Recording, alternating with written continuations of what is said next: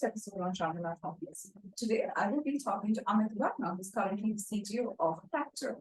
He will be walking us through his career journey of how he started his career, what are some of the great learnings he's had, his challenges, and how he is where he is today. The question would be, you've had a remarkable journey from starting off from IIT Kharagpur to leading the technology front at Practo.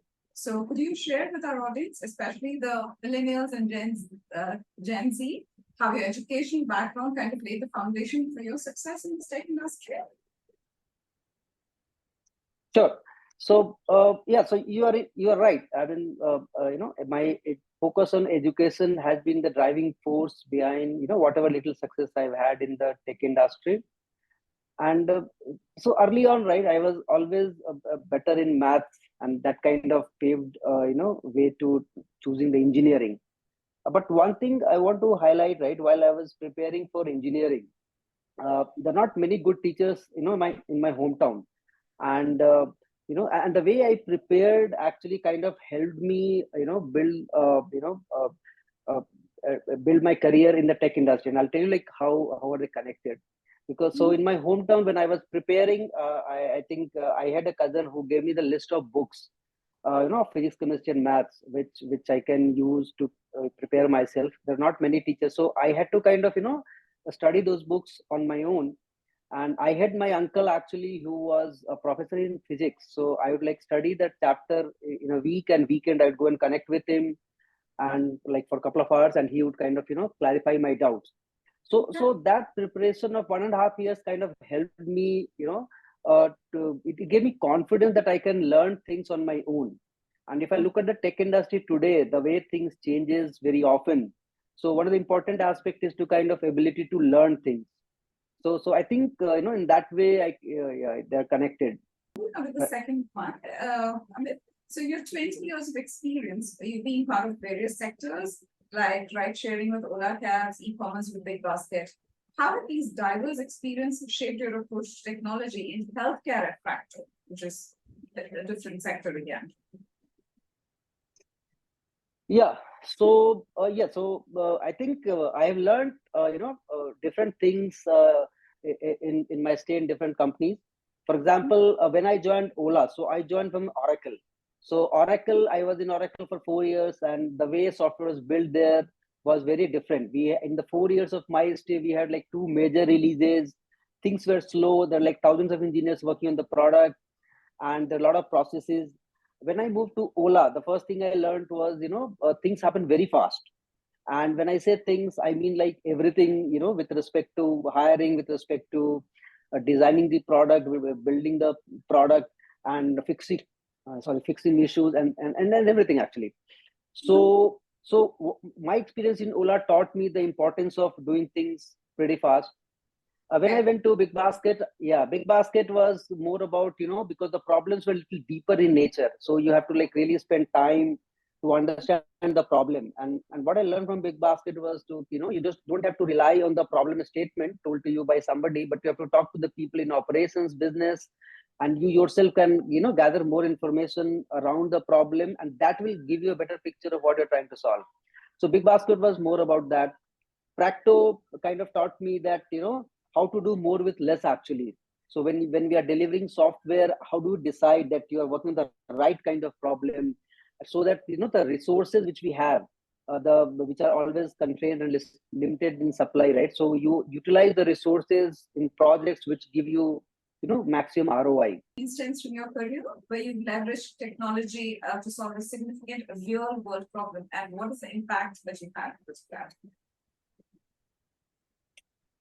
Yeah, so I think all the companies I worked, right, especially the last 3 startup kind of companies, I think, so we actually use technology and a lot to build interesting solutions. In terms of business, some of them succeeded, some of them may not have earned that much, revenue. But the problems were at each of the companies were very interesting in nature.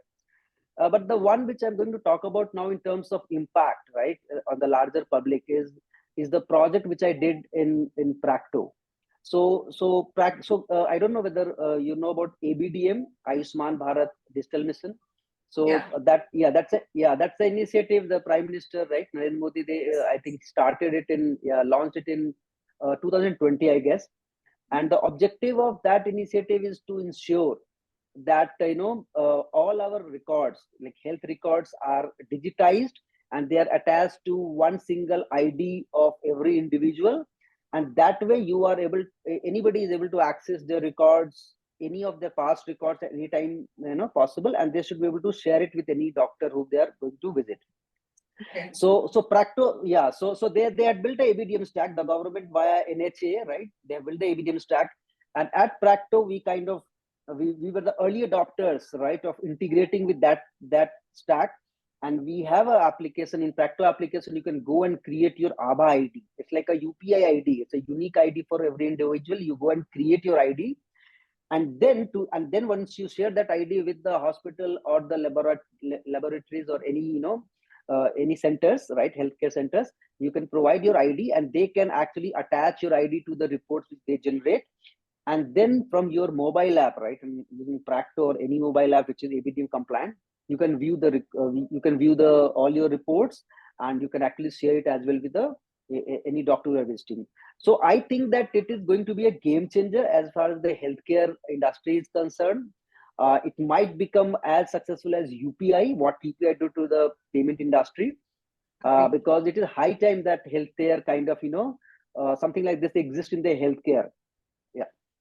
So in terms of impact, I would say that this project and integrating with the ABDM stack and building the application both on the consumer side as well as on the HIMS side. Practo also has a clinic software which clinic used to manage their operations. So integrating those applications on the ABDM stack is very interesting. I had fun doing that, and I know that from impact point of view, it's going to really impact a good part of our population. So ABDM today, as it exists today, there are like two parts. One part of ABDM, which is, you can say, the first part, which so the goal of that part was to ensure that everybody has a ABA ID and everybody is able to link their records, like any health record, to that ID, and they're able to view that in the mobile phone and share it with any doctor. So that part is well into the advanced stage of adoption. Actually, today I was checking some 47 crore people have created the ABA ID in India, and I think more than 30 crores I think health records have been linked. So there is a good faster rate of adoption is happening with respect to the digital health record. Now there's another part of it which is built on top of it, which is about using any app. You should be able to kind of search the doctor, discover the doctors of your specialization, of your locality, and then the doctor need not be on Practo. The doctor can be on any platform, and then both the patients and the doctor, they are on two different tech platform, and they are able to kind of interact, and the digital services are provided. So this is called UHI, Unified Health Interface. So this is in the pilot stage today. But this also is going to be a game changer because accessibility, affordability, all those things are linked to this aspect of technology. So So moving to the next one, right? Working with giants like Ola and Big Basket must have been very challenging and still rewarding as well, right? So could you share a challenging project or a situation you encountered in any of this and how you tackled it? And what are some of the key learnings that you have had from these, which some of the users and listeners can learn from it? So I think there are two parts to your question. There are two parts to your question. One is like what are the challenging or some of the challenging projects which I worked, and what are the learnings? So again, working in so all these are like smaller companies, right? And where we have more problems to solve than the resources or the people who are there. So and they're always challenging in nature, right? So the nature of startup is such that you are trying to solve a bigger problem, and you have to use your muscle power there or brain power. So so most of the problems are challenging, but the one which I am going to pick is the one which I did in Ola actually. So as I mentioned earlier, right, I joined Ola from Oracle, and in Ola I was actually hired for a owning a service which had like 10 people are there, 10 engineers were there. So I was, hired for a regular engineering manager kind of role where there'll be a service which I'll be managing and the 10 engineers there. But the first day when I joined there, I think the CTO of Ola, right, Ankit, he mentioned to me that, Amit, we have launched a new business vertical, which is Ola Shuttle, and they had launched it like a couple of weeks back, and they wanted to build an engineering product, engineering services, which would cater to that business, and he also wanted to set up an engineering team for that. And I said, fine, so let's take this up. And then my job, my job was there to kind of hire the engineers. Then I asked him like, okay, so where are the engineers? I said, no, engineers, you need to hire them.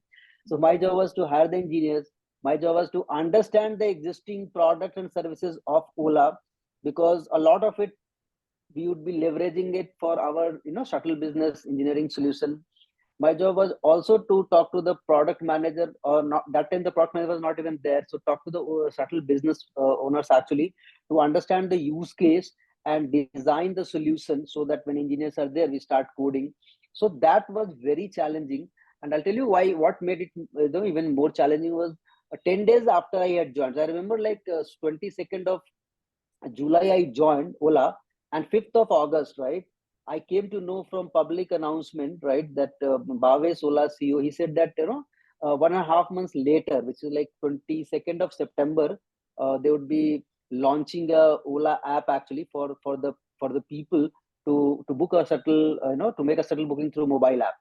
Now that was something, it was a news to me, in the sense that I had to deliver now the whole product, right, which consisted of some backend services, leveraging some existing services, building a mobile app, a driver app, all within a span of 1.5 months, and that too with a new set of engineers, which I was anyway hiring. So that was very challenging, and I think every day I will be running actually in the corridors of Ola. And I remember like the entire next 3 months, every Saturday, Sunday, not just me and the team worked actually together. So that was very challenging. Yeah, so we did deliver it by a delay of one day, I remember. But I think, and the product was very like there were bugs in it. I'll be honest, but I think after 3-4 versions, I think it got stabilized. And 1.5 years later, I think we were doing like 18,000 bookings per day at the peak of that business. So yeah, the nature of challenge was different. Was we are doing like 4 different things. I was doing 4 different things in the same day, and all of them had a good chance of failure. Like so one half of the day you are like designing the solution, another half may you are talking to different managers, existing managers of whole, understanding the current system. Then you're working with the HR to kind of have the engineers. So this diverse nature of the role actually made it more challenging. Yeah. So one thing I learned from that experience was that if you give a very stretched goal to us, actually to humans, right, we can we can surprise ourselves actually. So we generally set very comfortable goals. So I think goal setting is very important, and that is what it kind of taught me, that yeah, we can do much more than what we think we are possible. Yeah. So, based on your experiences, can you share something where you faced failures, how you overcame it, and what did you learn from that, and which could be motivating for the others? Yes. So I think, yeah, success and failure, right? So we are all driven by success and failure. See, so my view has evolved. So I'll tell you, when I started my career and even before that, I had a very strong notion of success and failure, that based on whatever was recommended or whatever was the established norm, right? Let's say getting marks in school above us, like, or getting a position in school is a success, and if you're not achieving that, probably you are failing there. What I feel is that this whole concept of success and failure was created for those times when people had limited opportunities.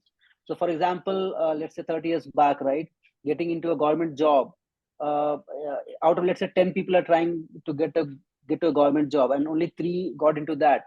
So the life of the remaining 7, for most part, would be going to be very difficult. That is why people were very fixated about you have to get into a government job, and if you're not getting there, probably you fail. But now in these times, what I feel is that success and failure, it's kind of an outdated concept. And why? Because there's so many opportunities, especially for people in the software industry. There's so many opportunities. So let's say that you're trying for one company, and if you're trying for Amazon, right, and if you're not succeeded, great, you go and prepare, and then you can try again in Amazon. Yeah.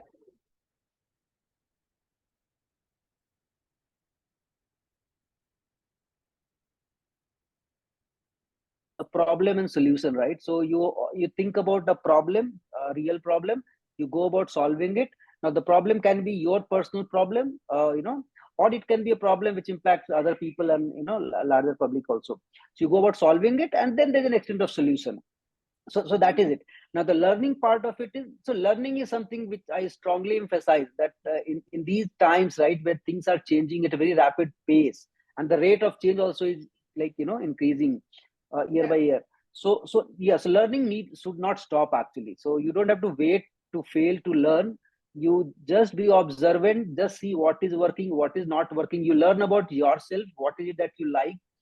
If you don't like something, and so don't stick with it for long, just for wrong reasons, right? I think there are a lot of ways by which you can get satisfaction, and you can provide a much better solution. So yeah, so I don't know whether I answered the question, but in a nutshell, what I'm saying is, I don't see things in terms of success and failure, and yeah, that's what I encourage also people to do. Yeah.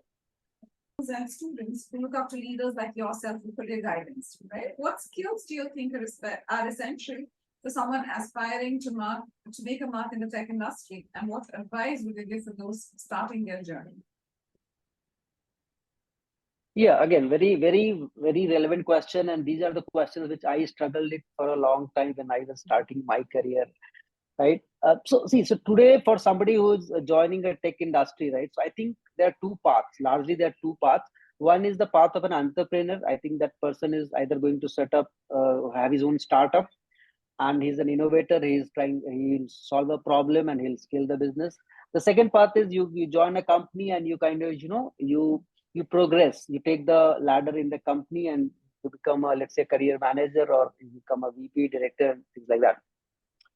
So in both the cases, right, in both the cases, one thing is certain, that there is going to be a change actually. So whatever technology, or whatever, not just technology, whatever technology or the processes or the people with whom you're working today, that is going to change, after 5 years. So first thing I want, everybody to understand, that change is going to happen, and the new change is going to come with a much bigger force, much bigger disruption, and it will have a much bigger opportunity as well. So prepare yourself, mindset wise, I'm saying prepare yourself that there's going to be a change. And there's no point in delaying the adoption of change. The better you kind of adopt it, you will have a much better chance of kind of taking advantage of the change. Second part is the learning thing, right? Change will also always require you or anybody to kind of learn, right, the new behavior, and kind of discard a part of the old behavior. So learning is something which you should always do actually. And I don't only mean the technology learning, also the learning of how people get motivated, how execution happens. For example, even if, let's say, you have worked in Microsoft, right, one of the greatest technology companies, for, let's say, 20 years, but the way you have managed people for the last 20 years, or maybe 10 years back, the same management style is not going to work in, let's say, in a startup setting, because the new generation which are coming today, they are coming with a different kind of expectations, they have a different aspiration, right? So you have to learn. Yeah, so even the non-technology part also, you have to learn what is the people dynamics, what is the expectation of the people. So focus on the learning, and be ready for the change, and that's how things will kind of fall on its way, I think. Just add to that. Yeah, so I mean, look at Google, right? See, so Google has been a dominant in the search space, right? And it has defined the way we discover information on internet. And I would have never thought that there would be some companies going to threaten Google, and least of all Microsoft. But because of generative AI, right, technology, and OpenAI collaboration with Microsoft, now suddenly Google is feeling threatened, that the way people are going to access the information right on the internet is not probably by search but by probably chat gpt or similar tools. So that's what I'm trying to say, like, if companies like Google cannot be so sure about their survival, or so then I think yeah, anybody. The first one would be one word to describe your leadership style. uh, yeah, if you one word would be trust actually. So I rely heavily on trust, because I feel that yeah, in this day and age, right, if you are trying to solve a meaningful problem, so people have to collaborate. And yeah, so and trust is the foundation, in which people actually work together, and they kind of trust each other to get the job done. Second one, what's your preferred method of communication? Email, phone, or in person? Yeah, so that depends on the nature of work actually. So for example, if I have to get a status and it is not urgent, email is fine. I always start with my default mode is email, because I don't want to stress other person out. But if something needs to be if something is required urgently, probably I'll not hesitate calling also. In person is mostly I use it when I have to kind of sit and think, solve for a problem, like you have to brainstorm together and solve a problem, is when I resort to in person. But in general, my mantra is that for a status and anything which can happen over email, don't do a meeting, and meeting should be restricted for only solving problems. Yeah. Brilliant. Thank you. And here's the last one. What's your favorite way to unwind after a long day at work, which I think is so very common for you? Yes. So generally, see, so I come back home. I spend time with my son. Right. I sit with him. I listen to him. I am also generally interested in what's happening in his school, especially the science subject. So my mantra of unwinding would be like spending time with him, talking to him, talking to my wife. Yeah. How old is Not, your son? he's like 13 years old. He's in grade 8. Perfect. And Nice. yeah. Wonderful. Okay, that's nice. I'm sure you're also helping him in his studies with all the knowledge that you have. Brilliant. Okay. Thank you so much, Amit. With this, we come to the Thank end you of the. so much. Thanks, Amit. It was our key takeaways from Amit's conversation today. Self-learning is the most important factor for your career growth. Adapting to change and looking at it as an opportunity is the one which helps you keep going forward in your career. If you've had some great takeaways from this, please leave your comments in the comment section and see you again in the next episode soon. Thank you.